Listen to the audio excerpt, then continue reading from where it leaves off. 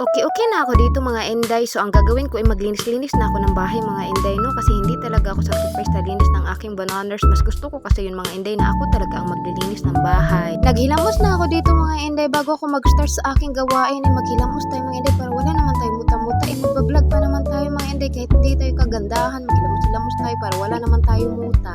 Alam nyo naman ng mga Inday, nagpipiling vlogger na talaga ako dito, no? So syempre, update-update tayo ng buhay para alam ng mga chismosa kung anong nangyayari sa buhay ko. So natapos na ako dito sa paghilamos mga Inday. So sumayo lang ako ng unti niyan. So syempre, yun nga, tali-tali ko muna ang aking buhok.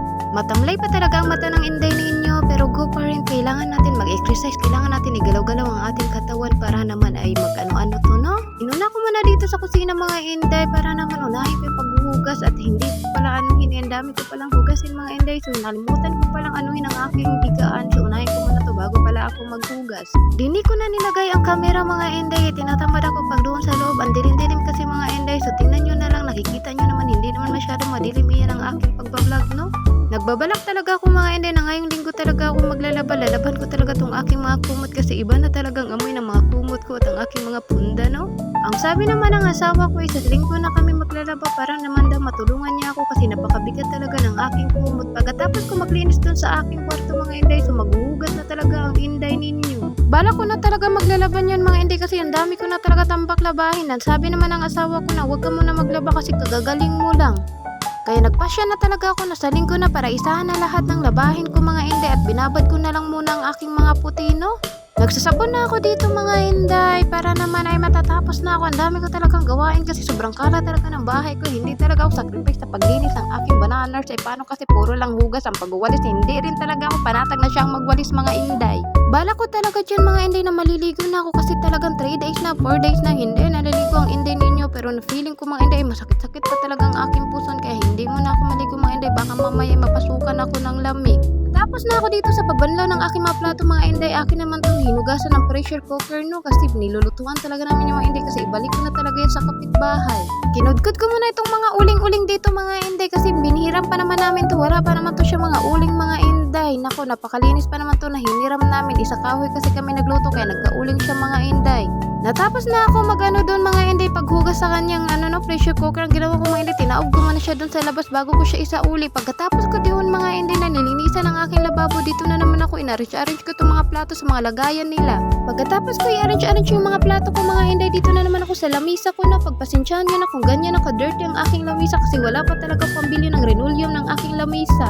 Pagkatapos ko punasan ng lamisa mga Inday, so magwalis-walis na ako dito na para naman makalinis na ako sa labas.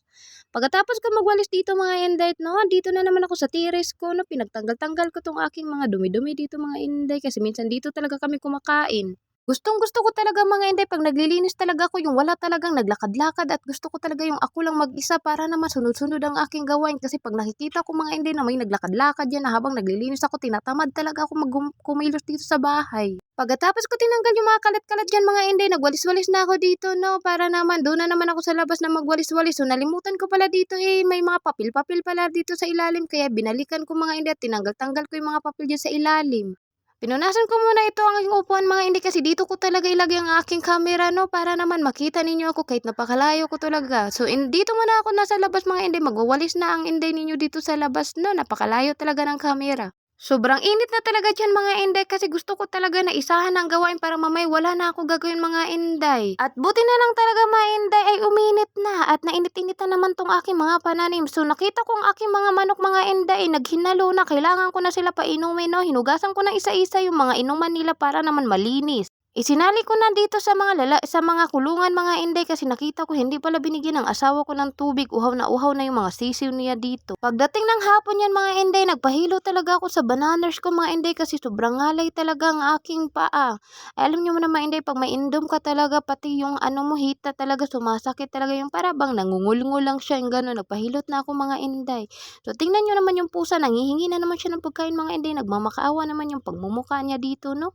Ang sabi ko sa asawa ko na isali mo naman ang aking likod kay masakit talaga. Sabi niya wag kay meron ka pa baka magpasa-pasa ka dito na lang sa paa. Pagkatapos ako hilutin ng asawa ko mga Inday, nakatulog ako Inday. Ang sarap talaga ng tulog ko. So hapon na talaga yan, ginigising ko ng aking bananas na sabi ko pakainin mo na yung manok mo, no.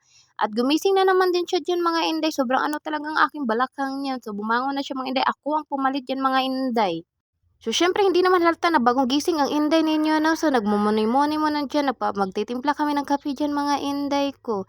So, ayun mga inday, tinanong ko ang asawa kung anong ulamin namin diyan 'no. So, tingnan hindi muna siya nagpakain ng manok, nagmuni-muni muna siya mga inday. So, hanggang dito na ang aking mga video mga inday. So, thank you very much. Thank you sa panonood.